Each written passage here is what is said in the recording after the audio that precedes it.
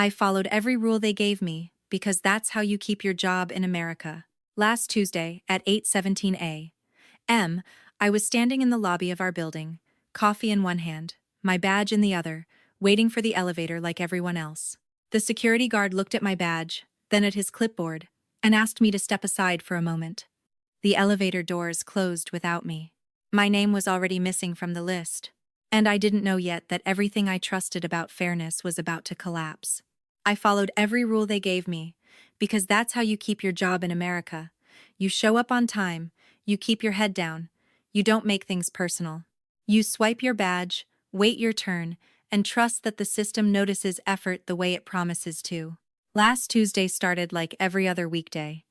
I woke up at 6:12 a.m., the same alarm tone I've used for years. I stood at the kitchen counter in my socks, scrolling through overnight emails while the coffee maker gurgled. Nothing unusual. A calendar reminder for a staff briefing. A note from accounting about updated expense codes. The weather app said clear skies, 68 degrees by noon. It felt like a normal day, the kind you don't remember later. By 7:40, I was driving downtown, the radio low, my lunch bag on the passenger seat. I parked in the same garage I'd parked in for 3 years. Walked the same 2 blocks. Passed the same food truck setting up near the corner. I nodded to a woman I recognized from another office, though I didn't know her name. We all moved in the same quiet rhythm, professionals heading to work, eyes forward. At 8:17 a.m., I was standing in the lobby of our building, coffee in one hand, my badge in the other, waiting for the elevator. The floor was polished marble, always cold, no matter the season. The security desk sat off to the right, glass-topped and orderly, with 2 guards rotating shifts. I'd seen them 1,000 times. Sometimes they smiled, sometimes they didn't. It had never mattered. When I swiped my badge at the turnstile, it beeped once and flashed red. I frowned, assuming I'd angled it wrong. I swiped again. Same beep. Same red light. The guard nearest me glanced up, not annoyed, just alert. "1 second," he said, holding up a finger. He leaned over his clipboard, then looked at my badge, then back at the clipboard. His voice stayed even. "Can you step to the side for a moment?" It was a small request, polite, reasonable. I stepped aside because that's what you do when someone in a uniform asks you to. The elevator doors slid open behind me, and 3 people stepped in. Someone from marketing, a man from IT, a woman I'd exchanged emails with for months but never spoken to. They didn't look at me. The doors closed. I stood there with my coffee cooling in my hand. "Probably a system thing," the guard said, already writing something down. "Won't take long." I nodded. "Sure." While I waited, I noticed a detail that didn't register as important at the time. On the wall behind the desk, there was a printed list, clipped neatly at the top. Names in alphabetical order. I recognized several. Mine wasn't there. I remember thinking that was odd, the way you think it's odd when a sign is missing a letter, but you don't stop to investigate. At 8:24, my phone buzzed. A message from my manager. "Are you joining the briefing?" "I'm in the lobby," I typed. "Badge issue." There was a pause before the reply came back. "Okay, stand by." Stand by.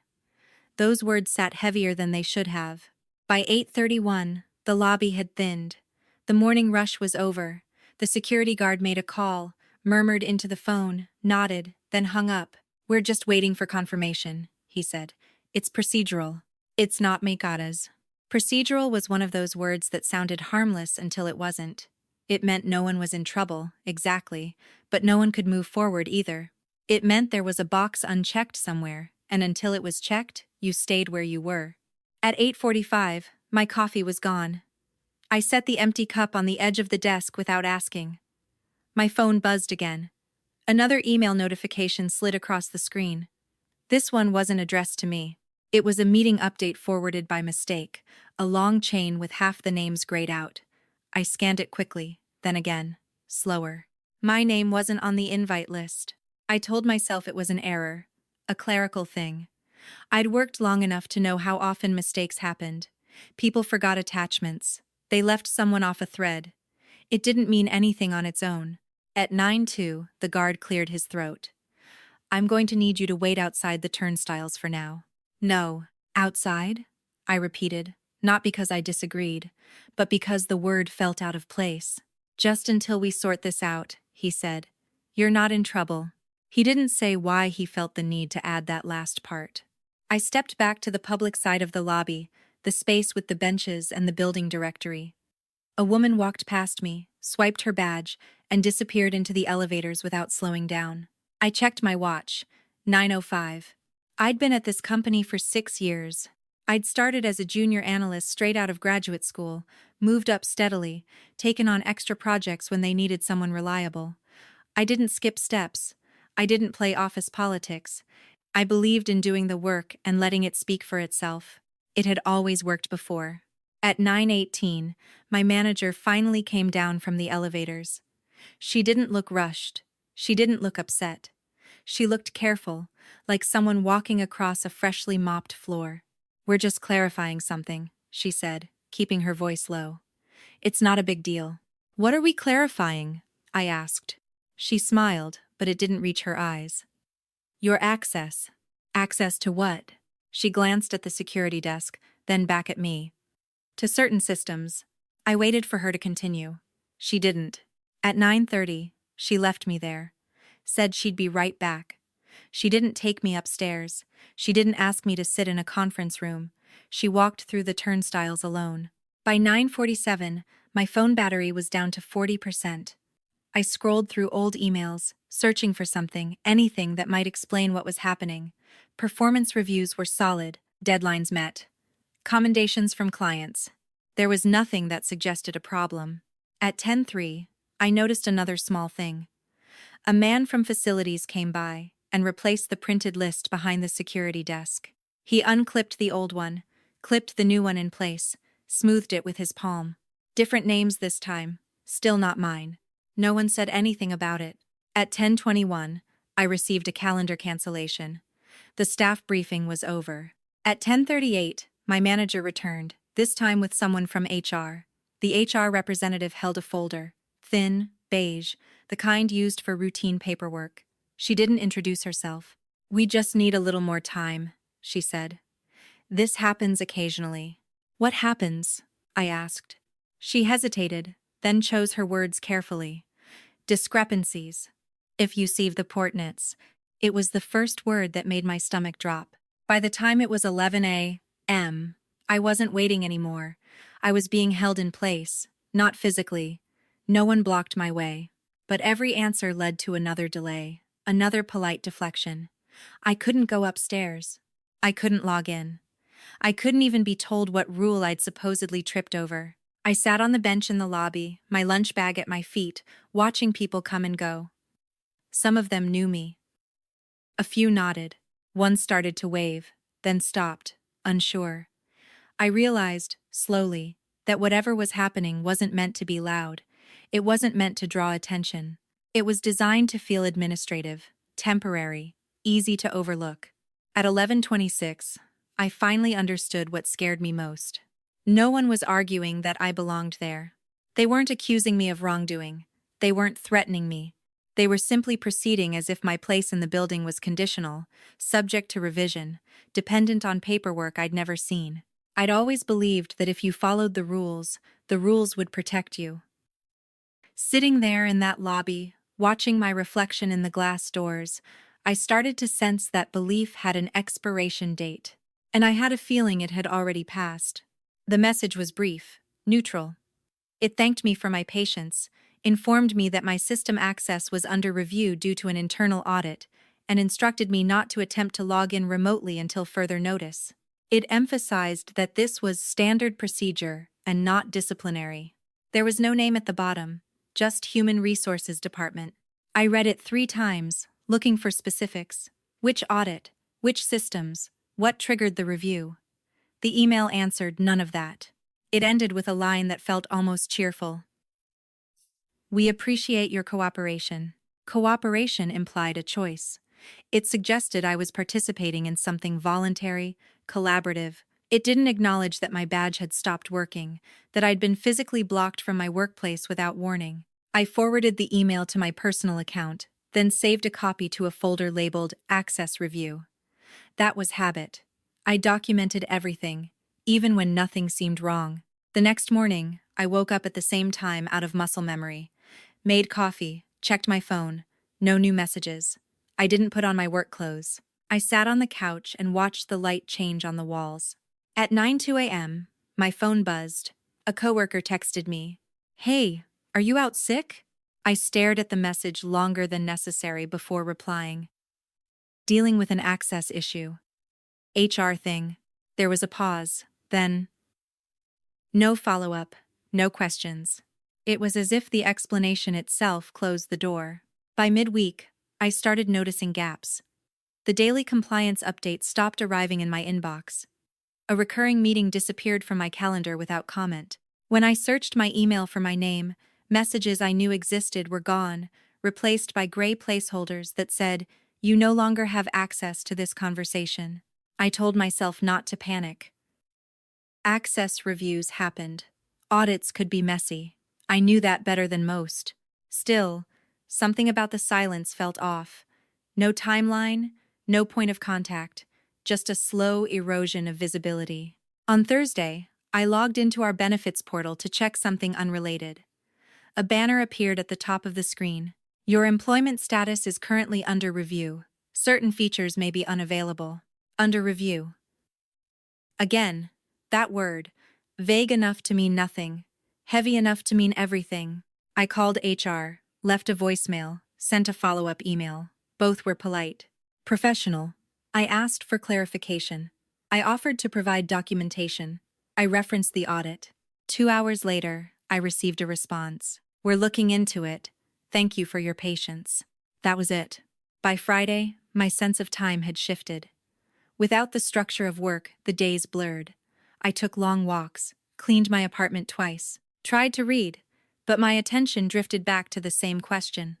How could I be under review without knowing what I was being reviewed for? That afternoon, I ran into my neighbor in the hallway. He worked in tech, always cheerful, always late. "Work from home day?" he asked, gesturing at my sweats. "Something like that," I said. He nodded, already halfway down the stairs, living the dream. I closed my door and leaned against it, listening to his footsteps fade. On Sunday evening, I called my parents like I always did. I told them I was dealing with some uncertainty at work. I didn't give details. My mother asked if I was worried. "I don't think so," I said, though it wasn't entirely true. "It's probably nothing." My father cleared his throat. "Companies don't usually lock people out for nothing," he said carefully. "I know," I replied. "That's what's bothering me." After we hung up, I opened my laptop and pulled up my resume, just to look at it. I hadn't updated it in over a year. My job title still sat there, solid and unquestioned. I stared at it, wondering how quickly something so stable could become provisional. Late that night, I checked my work email one last time. There was a new message, time-stamped 6:43 p.m., marked internal. It wasn't addressed to me. It was a forwarded chain, sent accidentally, I assumed. A subject line caught my eye. Audit scope adjustment. I opened it, heart beating faster than it should have. The message discussed reallocating responsibilities during the review.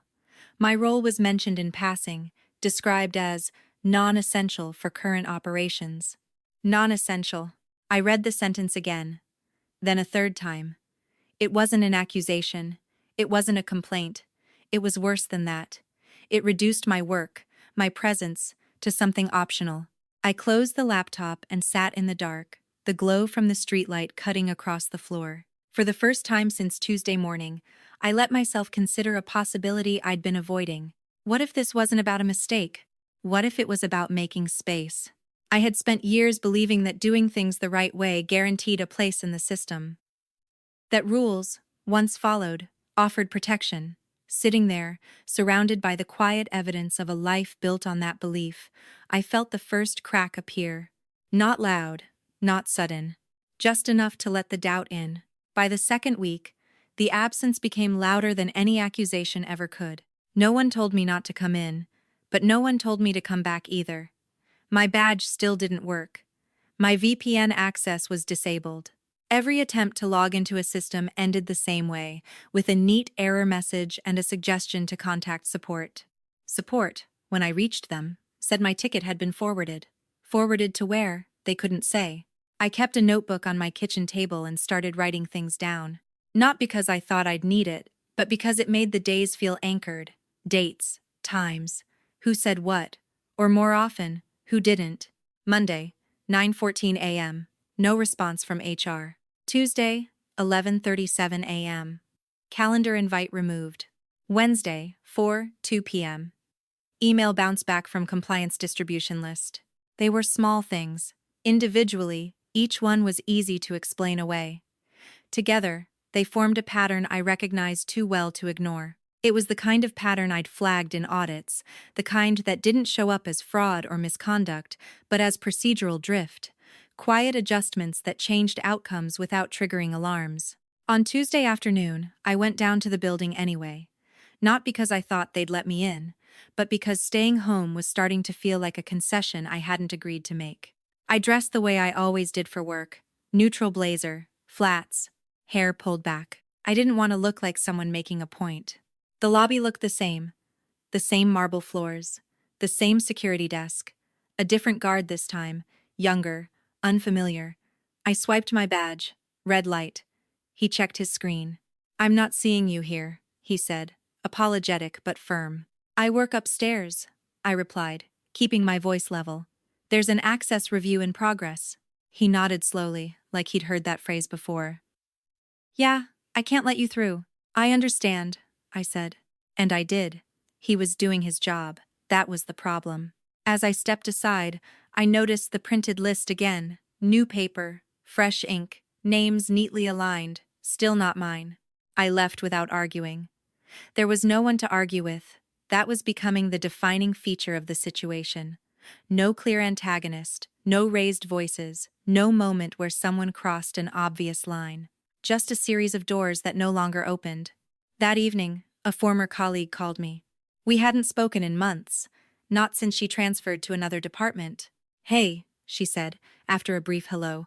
"This is awkward, but I wanted to check on you." "Check on me how?" I asked. There was a pause. "I heard you weren't around." "I'm around," I said. "Just not inside." She exhaled. "Look, I don't know the details. I just heard there was a review, and that your projects got reassigned." "Reassigned?" I repeated. "Yeah, temporarily, I think.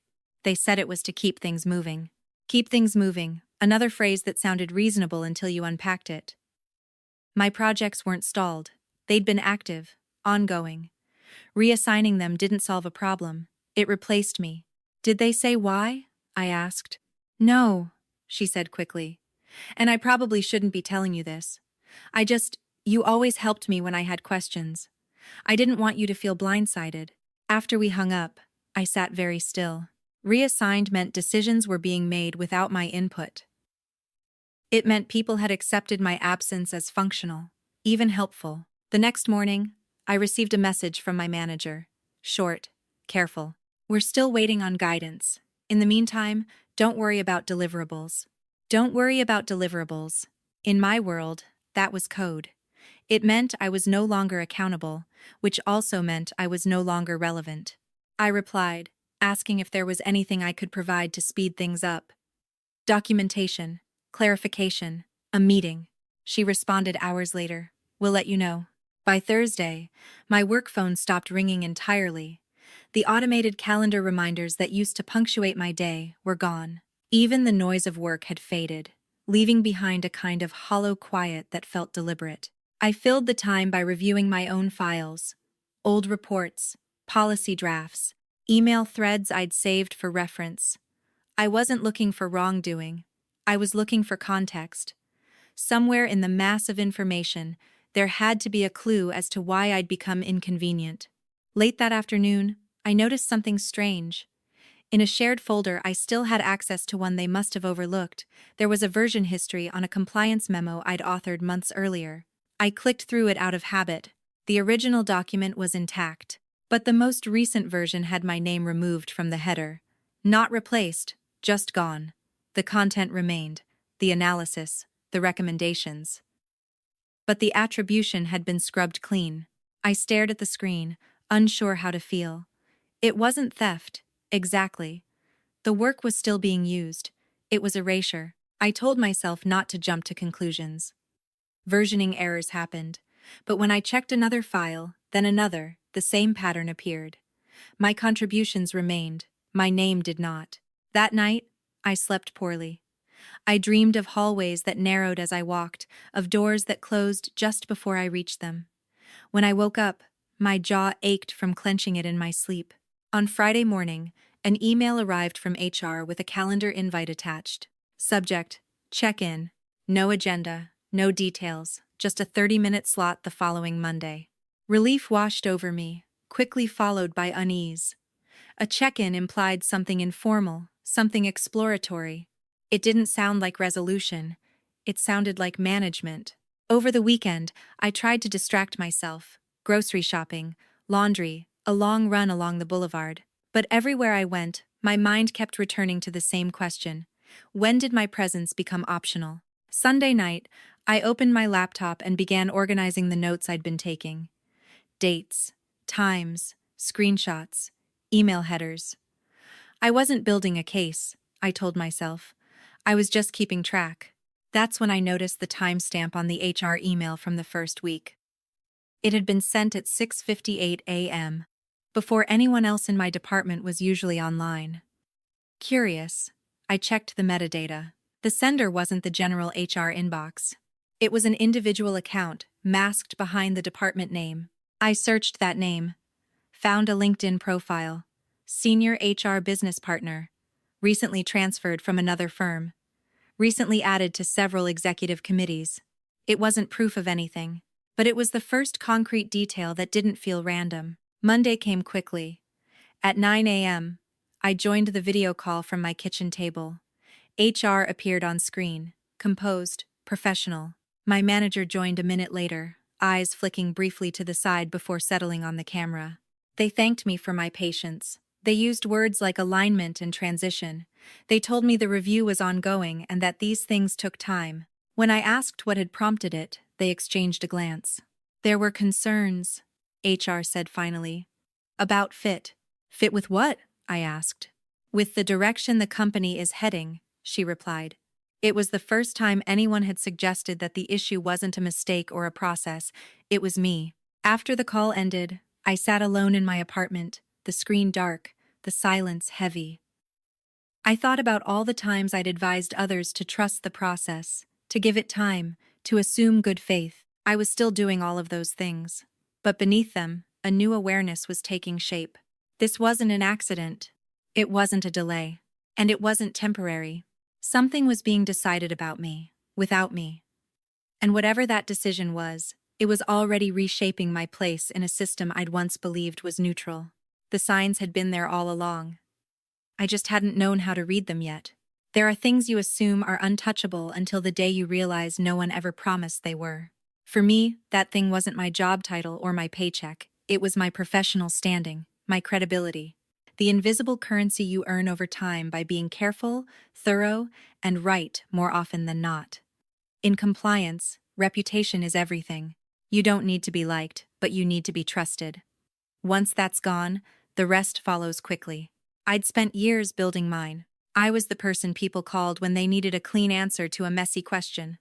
The one who could say no without making it personal. The one who documented decisions so thoroughly that no one had to rely on memory or favors. My name on a report meant it had been checked twice, sometimes 3 times. That was the value I believed was protected by the system. Not legally, perhaps, but practically. You couldn't just erase competence. You couldn't quietly remove someone who knew where the bodies were buried without leaving a trace. At least, that's what I'd told myself. After the call with HR, I pulled out an old notebook from a drawer in my desk. It was from my 2nd year at the company, the pages filled with handwritten notes from onboarding sessions and early meetings. Back then, everything had felt provisional in a good way, like I was being invited into something larger. One page caught my eye. A training slide I'd copied down word for word. Compliance is a control function, not a gatekeeper. Underneath it, I'd written a question mark. I remembered that meeting. The executive who'd said it had smiled as if it were a reassurance. Compliance wouldn't slow things down. We wouldn't get in the way. We were there to enable progress, not question it. At the time, I'd understood the sentiment. Now, it landed differently. If compliance was a control function, then it could also be controlled. That afternoon, I logged into the professional certification portal I use to maintain my credentials. Everything looked normal at first. Active status, no alerts. But when I clicked into my continuing education log, a warning banner appeared at the top of the page. Verification pending. I'd submitted all my credits months ago. I remembered the confirmation email. I searched my inbox and found it, still there, time-stamped, polite and automated. I refreshed the page. The banner remained. I called the certification body. After navigating the phone tree, I reached a woman who sounded tired but kind. "There's a note on your account," she said after pulling up my file. "What kind of note?" I asked. "A flag," she replied. "It just says your employer requested verification." "Verification of what?" "Of your role," she said. "Your scope of responsibility." And Creator. My grip tightened on the phone. "Why would they need that?" She hesitated. "I can't speak to their reasons. It's not uncommon during transitions." Transitions. Another word added to the list. "Does this affect my status?" I asked. "Not yet," she said. "But if the verification isn't completed within 30 days, your certification could be temporarily suspended." Suspended. The word echoed, long after we hung up. I sat at my kitchen table and stared at the wall. My certification wasn't just a line on a resume. It was a requirement. Without it, I couldn't legally perform certain functions. Without it, my role, whatever remained of it, would be indefensible. This wasn't just about access anymore. It was about legitimacy. I emailed HR immediately, attaching the confirmation receipt from the certification body and asking them to clarify the verification request. I kept the tone neutral. Collaborative. I didn't accuse. I didn't demand. An hour later, I received a response. "We're aware of the inquiry and are handling it internally. Thank you for your patience." Handling it internally. The phrase settled like a weight. By Wednesday, the pattern expanded. A colleague forwarded me a question from a regulator, asking for clarification on a report I'd authored the previous quarter. The email was addressed to my manager, with my name nowhere in the thread. I replied, copying everyone, offering to provide context. The response came back from my manager alone. "Thanks, but we've got it covered." I stared at the screen, my reflection faintly visible in the dark glass. The message wasn't hostile. It wasn't even dismissive. It was decisive. They didn't need me. Or worse, they didn't want the complication of needing me. That night, I lay awake replaying conversations from the past year. Meetings where my recommendations had slowed things down. Emails where I'd flagged risks others preferred not to see. I'd always believed that was my job. That discomfort was part of the function. Now I wondered if I'd crossed an invisible line. Not a legal one. A cultural one. Thursday morning, I received a LinkedIn notification. Someone had viewed my profile, then another, and another. People from my own company, people who already knew who I was. It felt like being assessed from a distance. I opened my profile and scanned it with new eyes. My headline still listed my current role. My experience section detailed responsibilities I was no longer allowed to perform. The disconnect was subtle, but it made my chest tighten. Was I misrepresenting myself now? By the end of the week, the certification portal sent a reminder email. Verification pending. Please ensure your employer responds within 21 days. I forwarded it to HR again, this time marking it urgent. No reply. That was when it finally clicked. The value being threatened wasn't my job. It was my standing as a compliant professional. If that eroded, everything else would collapse neatly behind it. I wouldn't just be unemployed. I'd be uncredentialed, questionable, easy to dismiss. This wasn't an accident. It was containment. I spent the weekend reviewing the employee handbook, something I hadn't done since onboarding. Buried deep in the policies was a section on internal audits and access reviews. The language was broad, intentionally so. It allowed for temporary suspension of duties, reassignment of responsibilities, and verification of credentials as deemed necessary. As deemed necessary by whom? It didn't say. There was no mention of timelines, no requirement for notice, no obligation to explain findings. I closed the document and leaned back in my chair. The system I'd trusted wasn't broken. It was working exactly as designed, efficient, flexible, opaque. On Monday morning, I woke up to another email from the certification body. Final reminder: employer verification required. I made coffee and didn't drink it. I sat at the table and opened my notebook, flipping past the pages of dates and times to a clean sheet. I wrote one sentence at the top. What exactly are they trying to take from me? The answer came quickly, once I let myself see it. They weren't trying to fire me. Not yet. They were trying to make me smaller. To narrow my role until it fit neatly into a version of the company where I no longer posed friction, where my knowledge existed, but my authority did not. If I accepted that quietly, the outcome would be inevitable. My certification would lapse, my credibility would fade. Any future question about why I left would be answered with a shrug. It wouldn't be a scandal. It wouldn't even be a story. It would be administrative. I closed the notebook and stared out the window at the street below. People walked past, carrying coffee, backpacks, briefcases, everyone moving with purpose, assuming the ground beneath them was solid. For the first time since this began, I understood what was really at stake. Not my position, my legitimacy. And once that was gone, there would be no form to appeal, no rule to invoke. The system would simply record that I'd disappeared and move on as if that outcome had been natural all along. I wasn't ready to let that happen. Not without understanding exactly how and why they thought they could do it. The thing about systems is that they rarely announce when they've crossed a line. There's no alarm, no red banner that says this is no longer procedural. The moment you realize it, it's usually because something small has gone missing, and when you go looking for it, you're told it was never yours to begin with. For me, that moment came on a Wednesday morning, 12 days after my badge first stopped working. I was standing in line at a print shop near my apartment, waiting to make copies of my certification records. It felt almost absurd, preparing paperwork for a role I wasn't currently allowed to perform, but the certification body's reminders had grown more insistent. If my employer didn't respond, the suspension would be automatic. No appeal, no nuance, just a status change in a database. When it was my turn, I handed the clerk my documents. She slid them into the scanner, tapped a few keys, then paused. "These say you're listed as an authorized compliance officer," she said, glancing up. "That's correct," I replied. She tilted her head.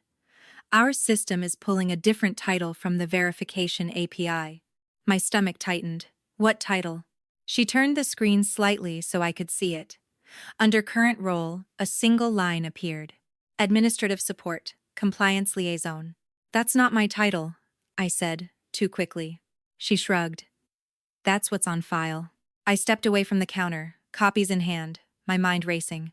Verification APIs pulled data from employer records, internal HR systems, the same systems that were supposedly under review. I walked home in a daze, replaying the words in my head. Administrative support. It wasn't just inaccurate. It was diminishing. It reframed my work as auxiliary, optional, easily reassigned. At home, I logged into the employee portal again.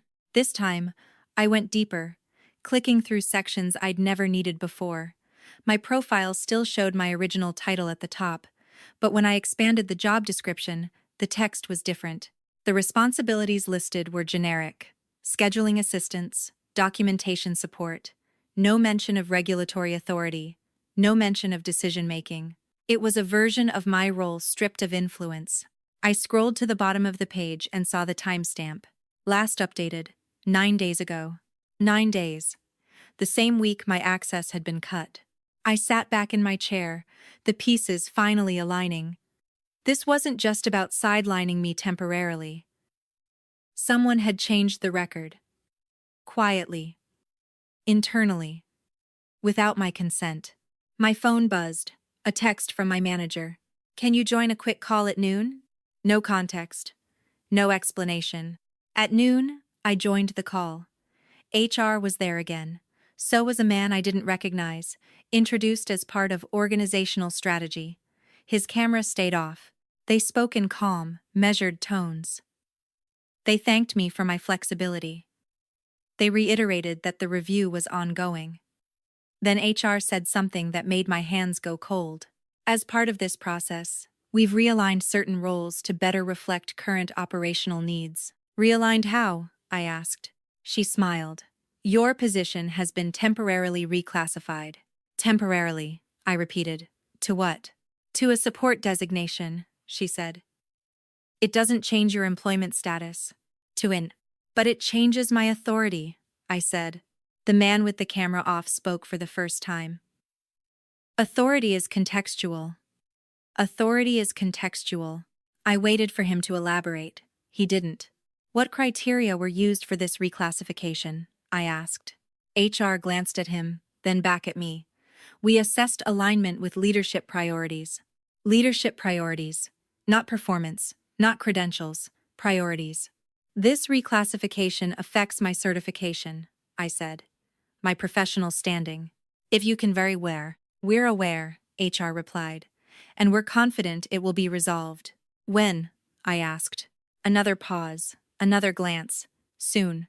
That was the moment the conversation shifted from unsettling to dangerous. They weren't denying the impact. They were accepting it as collateral. I need this documented, I said, my voice steady despite the pounding in my ears. In writing. Of course, HR said. We'll send a summary. They didn't. The call ended at 12:27 p.m. I sat at my table long after the screen went dark, staring at my reflection in the black glass. My hands were shaking, but my thoughts were suddenly clear. This was the event. The thing I couldn't explain away. The line crossed, without ceremony. They had changed my professional identity inside the system.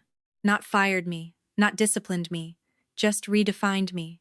And because it was internal, because it was framed as temporary, it existed in a gray zone where accountability dissolved.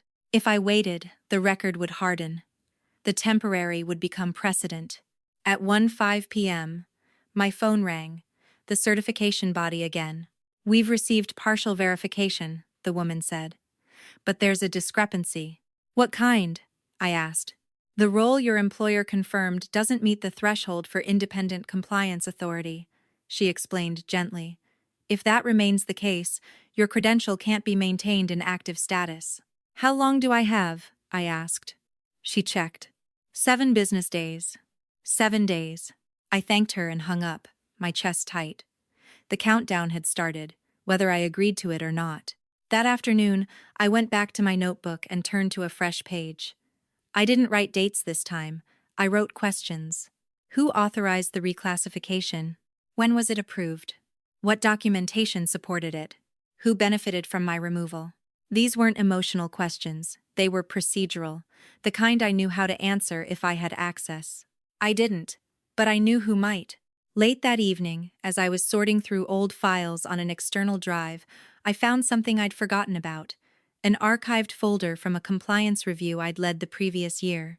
It contained meeting minutes, decision logs, and email threads preserved for audit purposes. Out of habit, I opened one of the files. Halfway through the document, a line caught my eye. A note from an executive meeting, transcribed verbatim. Concern raised about compliance function creating friction with strategic initiatives. Recommendation: reduce gatekeeping influence. I stared at the sentence, my pulse quickening. It wasn't new. I'd read it before. At the time, it had seemed theoretical, a tension inherent in any organization. Now, it felt personal. I searched the folder for similar language, found more. Not about me directly, but about the function, the role, the idea that compliance should advise, not decide. I leaned back, the implications settling in. If the company wanted a different kind of compliance, one that smoothed edges instead of drawing lines, then my approach wasn't just inconvenient, it was incompatible. Reclassifying my role solved that problem neatly. It kept the expertise while removing the authority. It turned compliance into commentary, and it did so without a fight. I closed the folder and sat in silence, the city noise drifting up through the window. Somewhere, people were finishing their workdays, shutting down computers, heading home. The world hadn't shifted, Only my place in it had. That night, I didn't sleep much. Not from fear, but from calculation. The pieces were there now. The trigger had been pulled. The system was moving forward, with or without my consent. By morning, one thing was clear. Waiting politely was no longer neutral. It was participation. The evidence didn't arrive the way I expected it to. There was no dramatic email marked confidential, no whispered warning from a sympathetic coworker. It came quietly, buried in something so routine I almost ignored it. On Thursday morning, 5 days into the 7-day countdown from the certification body, I received an automated notification from our document retention system. It was the kind of system most people forgot existed until it malfunctioned. Its job was to archive internal materials for regulatory purposes, capture changes, log access, and preserve records even when other systems were wiped clean. I'd helped design part of it. The notification was generic. You have been removed as a designated document owner. Removed, not reassigned, not updated, removed. I clicked the link before I had time to overthink it. The system prompted me for credentials. I expected an error message. Instead, the page loaded. That was the first strange thing. Somehow, I still had limited access to the retention archive. Not full privileges, but enough to view logs associated with materials I'd authored. It must have been an oversight, the kind that happened when changes were made quickly, without a full map of dependencies. I didn't feel lucky. I felt alert. The dashboard displayed a list of documents tied to my user ID. Many of them were marked inactive. Others had new owners assigned. Names I recognized. Names I didn't. I clicked into one at random. A compliance risk assessment from last year. My analysis, my recommendations. The content hadn't changed, but the metadata had. Owner reassigned, 9 days ago. 9 days. The same number that kept appearing. I scrolled down to the access log. Rows of timestamps and user IDs filled the screen. Routine views. Routine edits. Then something caught my eye. An export. The file had been exported 3 days earlier by an account I didn't recognize. The account wasn't tied to legal or compliance. It was tagged as strategy ops. That was unusual. Strategy teams didn't typically pull raw compliance files. They relied on summaries, briefings, filtered insights. I clicked into the export details. The scope wasn't narrow. It wasn't selective. It was a bulk export every document associated with my user profile over the past 18 months. My stomach tightened. I checked another file. Same pattern. Reassigned owner. Bulk export. Same account. I leaned back in my chair and closed my eyes for a moment, forcing myself to breathe. This wasn't a mistake. This was preparation. They weren't just redefining my role. They were extracting my institutional knowledge. The implications were immediate and unsettling. If my work had been fully transferred, if my authority had been stripped and my credentials allowed to lapse, then my absence would be seamless. No disruption. No gap. Just continuity under new names. I took screenshots, slowly, methodically. Each log, each export record. I saved them to an external drive, then backed them up to a cloud account not tied to my employer. I named the folder Retention Logs. This was evidence, but it wasn't proof of wrongdoing. Not yet. It showed intent, process, planning. The next piece came from a place I hadn't considered. At 11:42 a.m., my phone rang. An unfamiliar number. "This is Denise from IT," a voice said when I answered. "I'm sorry to bother you, but I had a question about a legacy permissions issue." My heart skipped. "What kind of issue?" "We're cleaning up access across systems," she explained. "Your name came up on a list of exception users. There's a note that you approved a workaround last year." "That's possible," I said carefully. "What's the question?"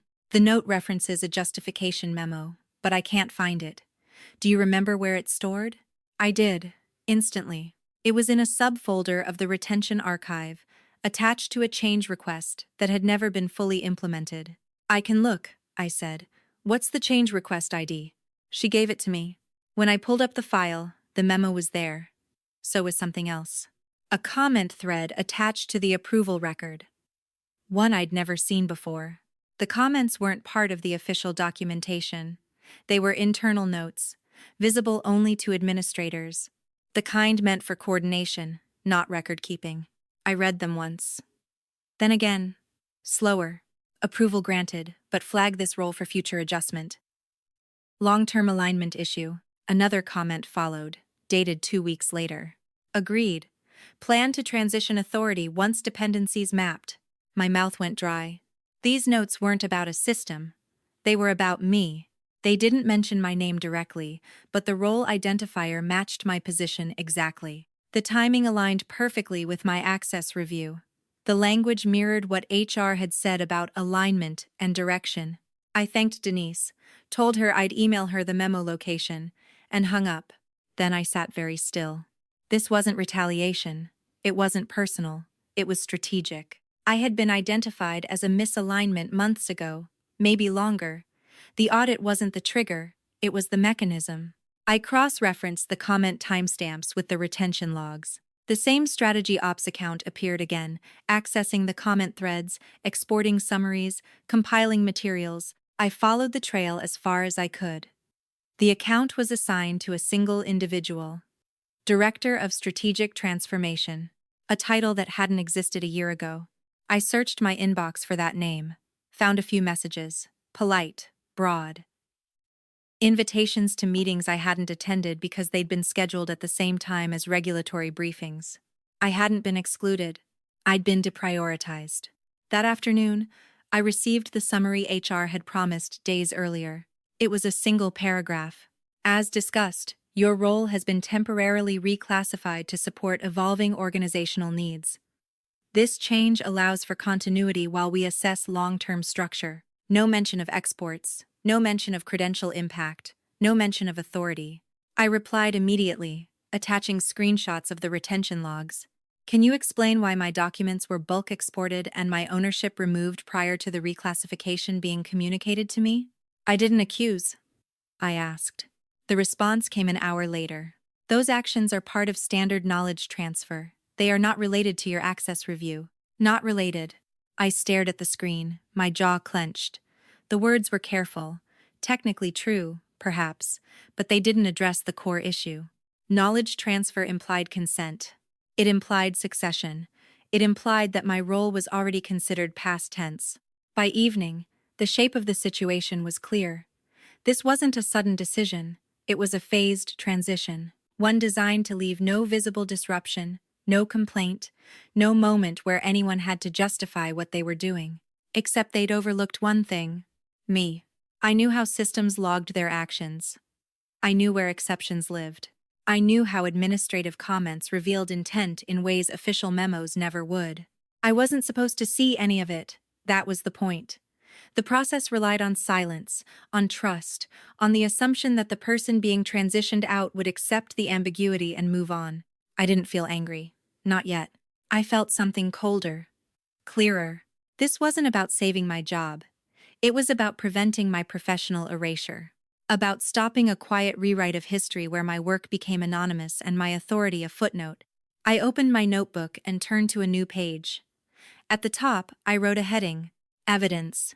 Under it, I listed what I had. Retention logs showing bulk exports. Metadata, proving reassignment before notification. Internal comment threads indicating planned authority reduction. External verification discrepancy, affecting certification. It wasn't a scandal. It wasn't illegal. But it was coordinated. And coordination meant vulnerability. I closed the notebook and looked at the calendar. 2 days left before my certification status changed. For the first time since this began, I wasn't waiting for someone else to act. I was ready to decide how and where this story would be recorded. I made the mistake the next morning of believing that truth, once presented clearly, would correct the situation. It wasn't naive optimism, it was professional reflex. I had spent years watching issues dissolve the moment documentation entered the room. When people saw timelines, logs, and intent laid out cleanly, they adjusted, they backed off, they course-corrected. That's how it was supposed to work. So I did what I'd always done when something crossed a line. I escalated properly. At 8:46 a.m., I sent a single email to HR, my manager, and the Director of Strategic Transformation. The tone was neutral, precise. I attached the screenshots from the retention archive, highlighted the timestamps, and referenced the internal comments about future adjustment and authority transition. I didn't accuse anyone of wrongdoing. I didn't use loaded language. I didn't threaten. I asked 3 questions. Why was my role reclassified internally before I was notified? Why were my documents bulk exported under a strategy account unrelated to compliance? How did these actions align with the certification verification request currently affecting my professional standing? I ended the email with a sentence I'd written hundreds of times before. I'm requesting clarification so we can resolve this accurately and transparently. Transparent. That word mattered to me. By 9:30, I'd received 3 calendar invites. One from HR, one from my manager, one from the Director of Strategic Transformation. 3 separate meetings. None of them included the others. That should have been my warning. The HR call came first. The representative smiled tightly, thanked me for documenting my concerns, and acknowledged receipt of the materials. "We appreciate how thorough you've been," she said. "Can you answer the questions?" I asked. She clasped her hands.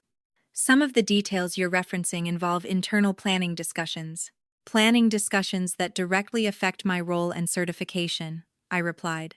"Yes," she said, unbothered, "but those discussions are confidential. So the reclassification happened before I was told," I said. "That's not a discussion, that's an action." She tilted her head. "It was a provisional update." "Provisional updates don't usually trigger external verification requests," I said. She smiled again, softer this time. "That's not something we can unpack on this call." By the end of the meeting, nothing had been clarified. Nothing had been acknowledged beyond a general assurance that leadership was aware and everything was being handled appropriately. Appropriate, another word added to the list. The second meeting, with my manager, was worse. She looked exhausted. Her camera flickered slightly as she spoke.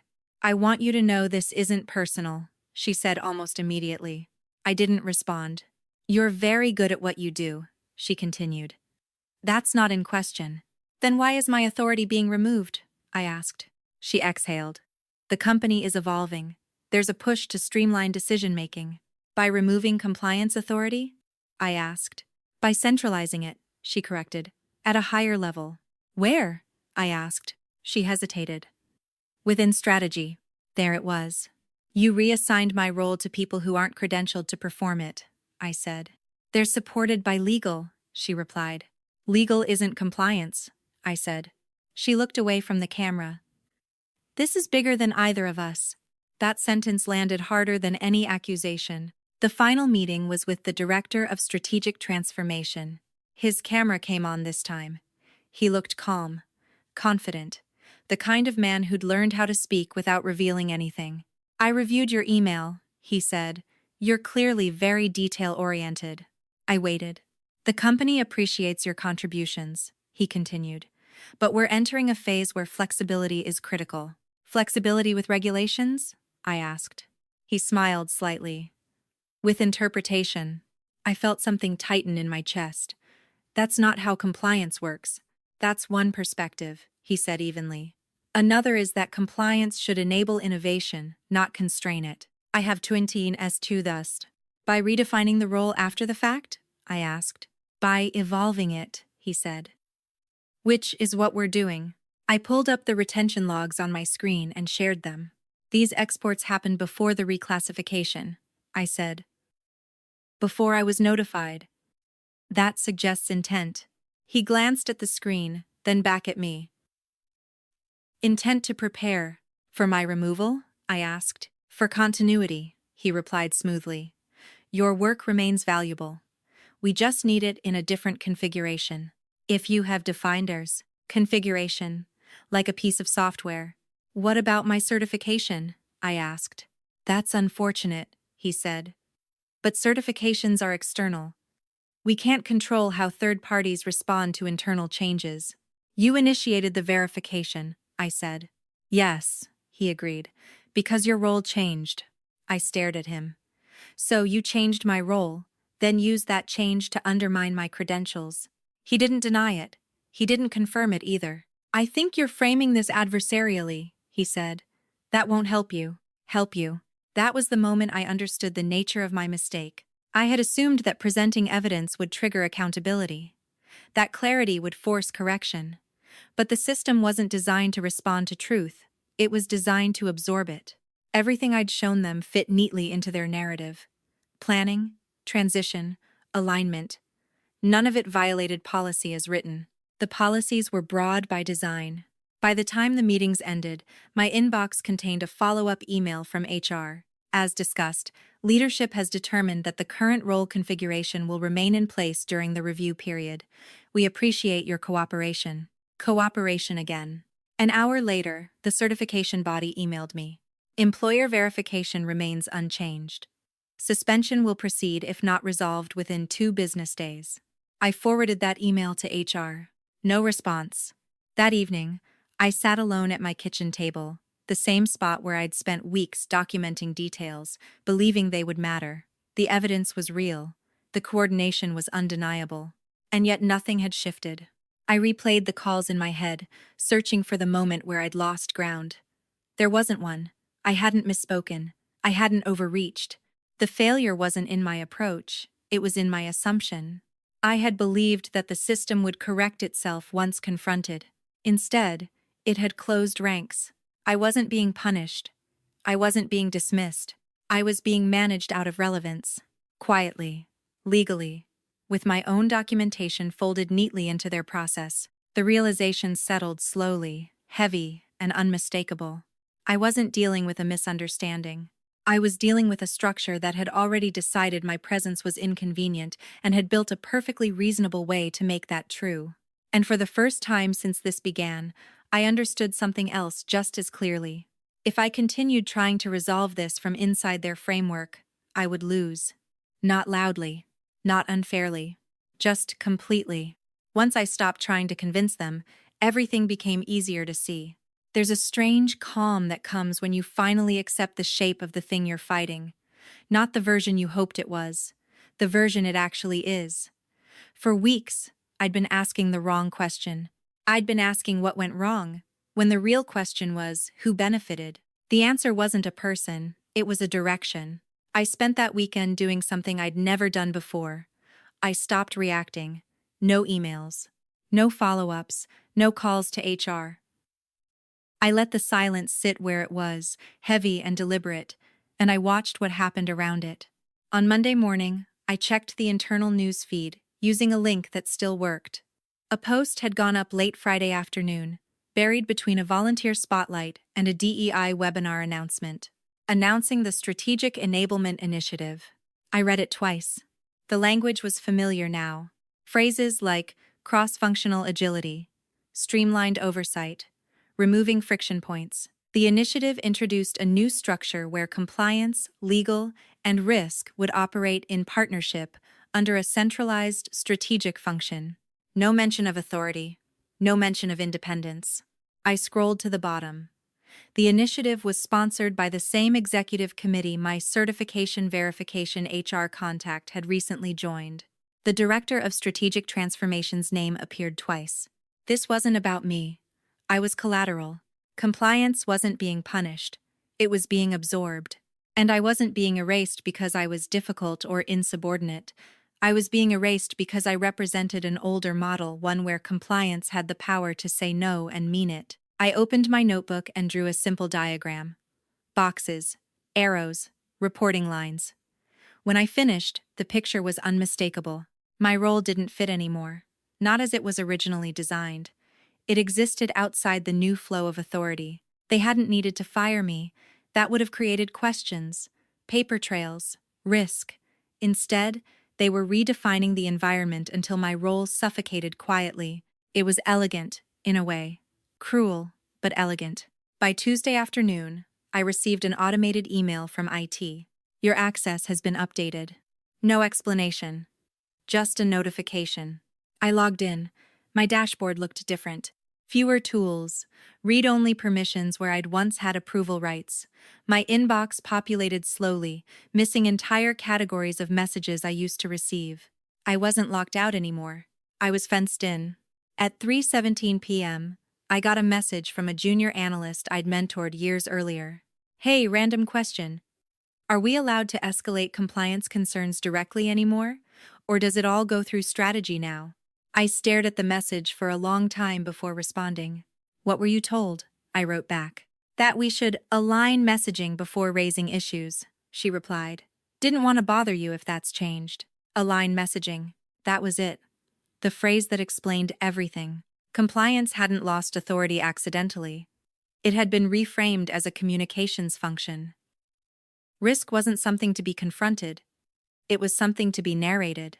And I was no longer useful in that model. I thought back to the internal comments I'd found in the retention archive. Reduce gatekeeping influence. At the time, it had sounded abstract, strategic. Now it was operational reality.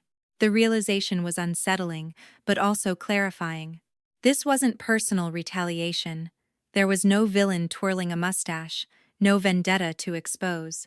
The people involved believed they were doing the right thing. They believed efficiency justified erosion, that speed outweighed caution. They weren't trying to hurt me. They were trying to move past me. That distinction mattered. Because it meant appealing to fairness would never work. They didn't see themselves as unfair. They saw themselves as modern. I walked through my apartment that evening, noticing details I'd ignored for weeks. The stack of unopened mail on the counter. The plant by the window that needed watering. The hum of traffic outside. Life continuing, indifferent to corporate restructures. I sat down with my notebook again, but this time I didn't write questions. I wrote observations. No single decision maker. Authority diffused across committees. Language used to neutralize dissent. Process framed as evolution, not elimination. This was a machine, not a conspiracy. And machines don't respond to protest. They respond to inputs. I checked the certification portal one more time. The countdown clock was still there. 48 hours. I could keep pushing HR. I could escalate to legal. I could threaten to involve regulators. All of those were options, and all of them would do exactly what the system was designed to handle. Absorb the disruption. Label it as resistance. And proceed. I leaned back in my chair and closed my eyes. For the first time, I allowed myself to consider a different approach, not louder, not angrier. External. The thought came slowly, cautiously, like testing ice with a toe. The system didn't fear internal dissent. It planned for it. What it couldn't easily absorb was scrutiny it didn't control. I didn't need to prove they were bad actors. I didn't need to frame this as misconduct. I just needed to ensure that the changes they were making were recorded accurately, in the right places, with the right consequences. Compliance, at its core, wasn't about stopping things. It was about documentation, disclosure, traceability. And those didn't have to come from inside the company. I opened my laptop and began researching the certification body's escalation policies, not the ones they advertised, the ones buried in appendices and procedural notes. There it was. A clause requiring notification if an employer materially altered a credentialed role in a way that impacted regulatory independence, regardless of internal classification. Notification didn't mean accusation. It meant disclosure. Disclosure triggered review. Review triggered questions. And questions created records. I felt a shift then, subtle, but unmistakable. I wasn't trying to win my job back. I wasn't trying to punish anyone. I was trying to make sure the truth of what was happening couldn't be quietly rewritten. They had assumed I would either fight emotionally or fade administratively. They hadn't accounted for the fact that I understood systems well enough to know where their edges were. I closed the laptop and looked at the clock. 9:42 p.m. Tomorrow, I would stop asking for permission. I would stop seeking clarity from people whose incentives depended on ambiguity. I would do the one thing the structure hadn't planned for. I would let the system speak for itself, to an audience it couldn't manage. And once that happened, whatever came next would no longer be invisible. Silence, when used deliberately, changes the balance of power. I didn't send the email that night. I didn't forward screenshots or draft a complaint. I closed my laptop and went to bed, knowing exactly what I would do in the morning and choosing not to rush it. If I was going to step outside their framework, I needed to do it cleanly. Precisely. Without emotion leaking into the record. At 6:30 a.m., I woke up before my alarm. The city was quiet in that early way, the kind of quiet that feels earned. I made coffee and sat at the table, notebook open, pen uncapped, writing the same heading I'd used 100 times before. Objective. Not justice, not vindication. Objective. I wrote 3 bullet points beneath it. Preserve credential integrity. Ensure accurate disclosure of role changes. Create an external record that cannot be retroactively edited. That was it. No commentary, no adjectives. I logged into the certification portal and navigated to the escalation section I'd found the night before. The language was dense, procedural, designed to deter casual use. It outlined thresholds, timelines, and the kind of documentation required to trigger a formal inquiry. I met every requirement. Before submitting anything, I paused. I reread the language carefully.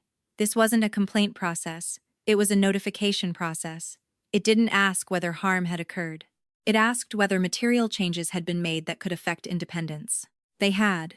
I assembled the packet slowly. Screenshots of the internal role reclassification, retention logs showing bulk exports, the HR summary email that confirmed the change without addressing the credential impact, a timeline. No commentary beyond what was necessary to orient the reviewer. When I finished, I saved the draft and walked away from the computer. I went for a run. Not to clear my head was already clear, but to let the adrenaline burn off. I needed my body to catch up to my decision. By the time I returned, sweat-soaked and breathing hard, my phone had a missed call from HR. No voicemail. I didn't call back. At 10:12 a.m., I submitted the notification. The confirmation page loaded with a simple message: "Your disclosure has been received." No fanfare, no warning, just acknowledgement. I closed the browser and sat back, hands folded in my lap. I didn't feel triumphant. I felt settled. The way you do after finally mailing a letter you've been carrying around too long. Within an hour, the ripples started. My phone buzzed. A text from my manager. "Can you talk?" I didn't respond. An email followed, marked urgent. "We need to discuss next steps." I archived it. This wasn't avoidance. It was containment. Every word I exchanged internally now would be shaped by urgency, by damage control. Anything I said could be reframed as resistance or misunderstanding. I wasn't interested in providing them with material. By noon, the certification portal sent an automated update. Status: under review. The countdown clock disappeared. I let out a breath I hadn't realized I'd been holding. The rest of the day passed quietly. Too quietly. No more emails. No calls. It was as if someone had closed a door somewhere deep inside the organization, muffling the noise. That evening, I reviewed my notes again. Not because I needed to add anything, but because it grounded me. The facts were the facts. They didn't change based on tone or intention. On Wednesday morning, I received a new calendar invite. This one included legal. The subject line was different now. Alignment discussion. I declined. 5 minutes later, another invite arrived. Same participants, new subject line. Clarification meeting. I declined again. The third invite came with a message attached. "We're concerned about a lack of communication." I stared at the screen, then typed a response I'd been careful to prepare. "I'm cooperating fully with all external review processes. I'll respond to internal requests once that review is complete." I read it twice. Then I sent it. The reply came quickly. "Understood." That single word told me more than any explanation could have. They knew what had happened. They knew what I'd done. And they knew, now, that the timeline wasn't theirs to control. On Thursday, something small but telling occurred. My access changed again. Not reduced. Not expanded. Restored. My approval rights reappeared. The read-only fences vanished. My inbox filled with messages that had been queued during my partial lockdown. It was as if someone had flipped a switch back to the way things had been almost. Almost because the context had shifted. The restoration wasn't an apology. It was a calculation. I didn't comment on it. I didn't thank anyone. I simply logged the change in my notebook. Friday afternoon, a junior analyst stopped by my desk. She hovered, uncertain.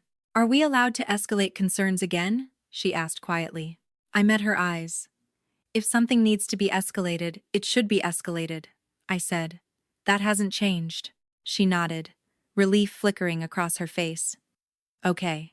After she left, I sat back and considered what was happening. The machine was adjusting, not out of remorse, but out of recognition. The system hadn't broken. It had encountered friction it couldn't ignore. The following week, the certification body requested additional information.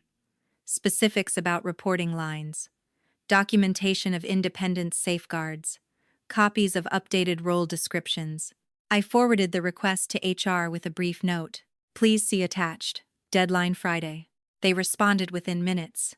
We'll handle it. This time, they did. By Thursday, the certification portal updated again. Status: active. No suspension, no warning. I didn't celebrate. I didn't even tell anyone. The victory, if you could call it that, wasn't personal. It was structural. A correction, not a concession. Late that afternoon, I received a message from the Director of Strategic Transformation. Can we reset? I read it once, then closed the app.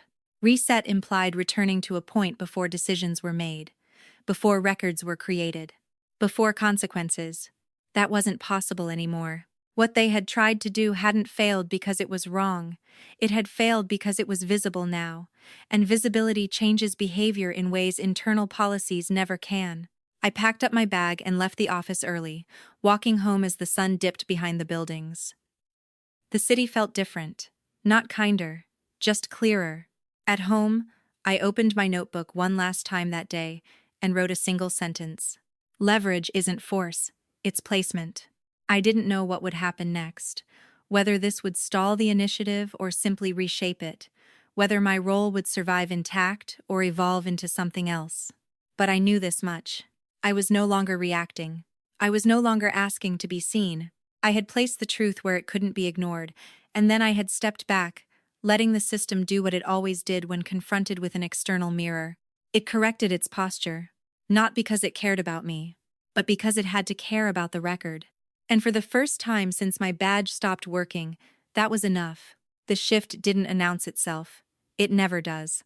There was no company-wide email reversing course, no executive apology, no moment where someone admitted they'd gone too far.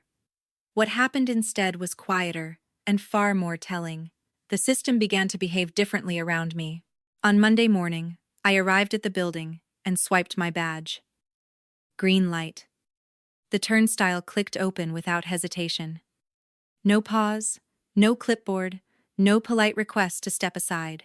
Inside the elevator, a man from legal nodded at me. Not warmly, not awkwardly, neutrally, like someone acknowledging a fact. By the time I reached my floor, my calendar had repopulated. Meetings I'd been quietly removed from were back on my schedule.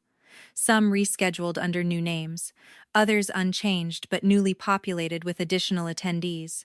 Observers, legal, internal audit. The architecture of oversight had shifted.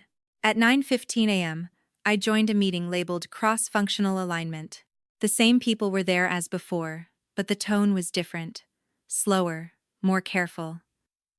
Every decision was followed by a question. Every proposal was documented twice. No one mentioned the certification review.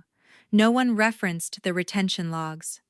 But everyone behaved as if an unseen audience had entered the room. Which, in a way, it had. 2 days later, the Strategic Enablement Initiative page was quietly updated. The language softened. Phrases like removing friction were replaced with preserving independence while improving coordination. A new section appeared under governance, outlining escalation pathways and independence safeguards. I recognized the wording. It was lifted almost verbatim from the certification body's standards. They hadn't abandoned the initiative. They'd adapted it to survive scrutiny. That was the point of my move. Not to stop them, to force precision. On Wednesday afternoon, I was asked to review a revised role description. Not as a courtesy, but as part of a formal feedback loop. The request came from legal, copied to HR and internal audit. The document acknowledged compliance authority explicitly. It clarified reporting lines. It reinstated approval thresholds that had been quietly removed weeks earlier. I read it slowly, marking suggested edits in the margins. When I sent it back, no one argued. Later that day, I received an email from the certification body. Thank you for your cooperation. Our review indicates that the organization has taken steps to align role definitions with independence requirements. No further action required at this time. No further action. That was the sentence that mattered. I forwarded the email to HR with a single line. For your records. They replied within minutes. Received. Thank you. Thank you. Not for patience, not for flexibility. For records. By Friday, the ripple effects were visible in places I hadn't anticipated. A junior analyst stopped me in the hallway and asked whether a particular issue should be escalated. A manager from operations looped me into a discussion that would have bypassed compliance entirely a month earlier. Legal asked for my input on a risk assessment before it went to the executive team, not after. None of this was dramatic. None of it came with acknowledgement. But it was real. The most telling moment came late that afternoon, during a meeting I hadn't expected to be in. The director of strategic transformation was presenting an updated framework to a small group of senior leaders. I sat at the far end of the table, quiet, listening. When he reached the section on oversight, he paused. We'll need to ensure compliance maintains independent review authority, he said, especially given recent external attention. External attention. He didn't look at me. He didn't need to. That phrase was the concession. The system had adjusted not because it had been challenged internally, but because it had been observed externally. Once the changes were visible to a body that didn't share the company's incentives, the cost-benefit analysis shifted. This was the kind of correction I understood. Not moral, structural. After the meeting, my manager caught up with me near the elevators. You handled this well, she said quietly. I didn't respond. I mean it, she added. You could have made this messy. I met her eyes then. I didn't want messy, I said. I wanted accurate. She nodded, a flicker of something like relief crossing her face. Well, it's accurate now. That evening, I walked home slowly, the weight I'd been carrying for weeks finally easing. Not because everything was fixed, but because the trajectory had changed. The quiet suffocation I'd felt, the sense of being narrowed, redefined, erased, was gone. In its place was something less comfortable, but far more stable. Precedent. They had learned something. Not about me, specifically. About limits. They had learned that compliance independence couldn't be dismantled quietly without triggering consequences elsewhere. That role reclassification wasn't just an HR maneuver. That credentialed functions came with external expectations they couldn't wish away.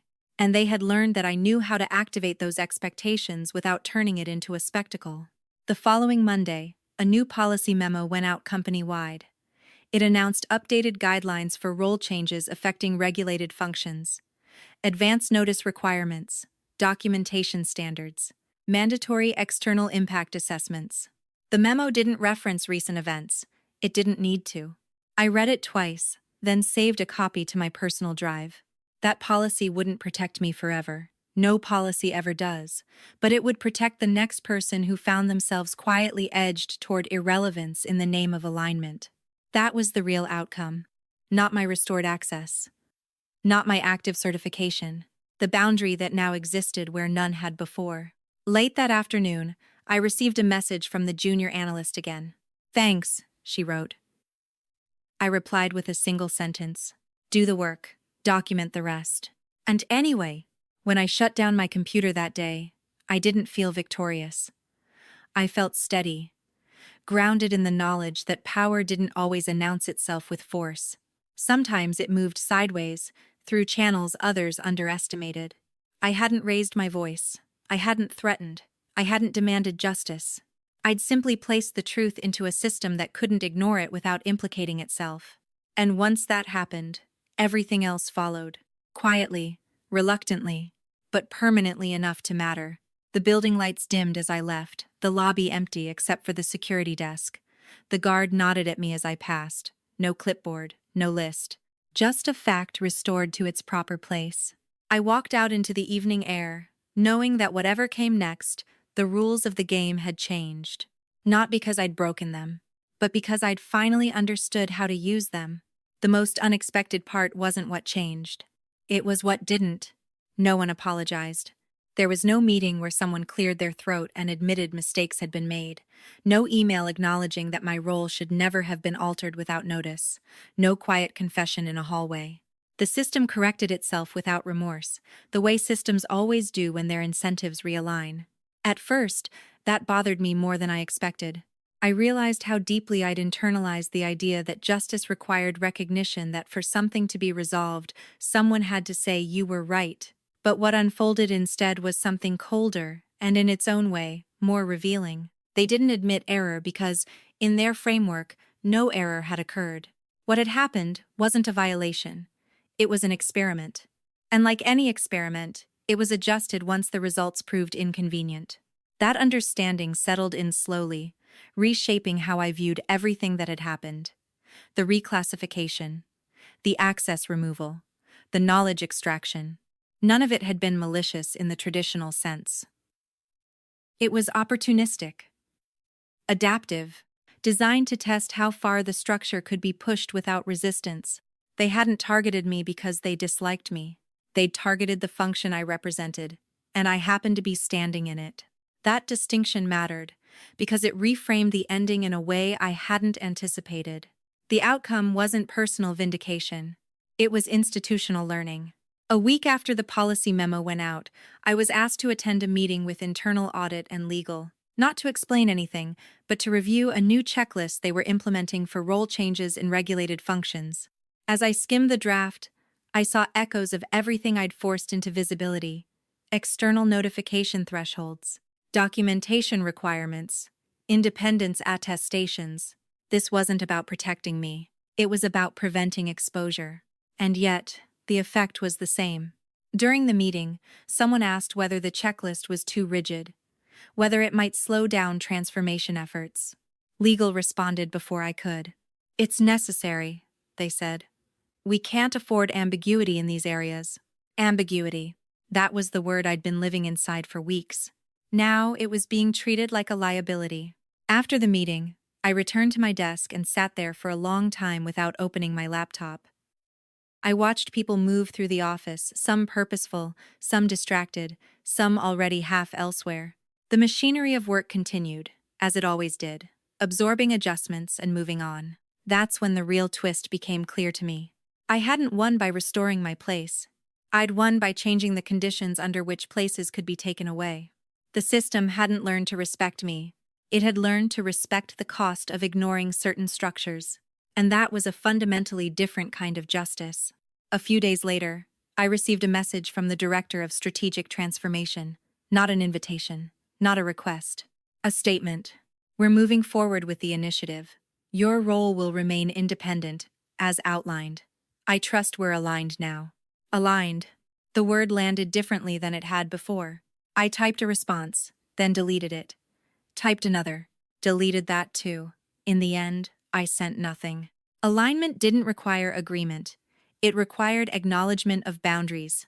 And those boundaries now existed whether anyone liked them or not. That night, I walked home through streets softened by early fall. Leaves gathered in corners, storefronts glowed. Life continuing at a scale far larger than corporate restructures and credential reviews. I thought about how close I'd come to disappearing in a way that would have looked voluntary from the outside. How easy it would have been to accept the reclassification, let the certification lapse, quietly update my resume, and move on. No one would have stopped me. No one would have questioned it. The system would have recorded my absence as natural attrition. Instead, there was now a record of something else. Not wrongdoing. Constraint. The next morning, I opened the certification portal one more time. Everything was normal. Active status, no warnings, no countdowns. I closed the browser without satisfaction.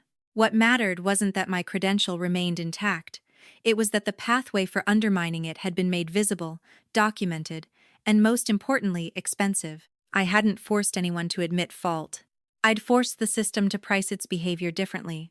That was the twist I hadn't anticipated when this began.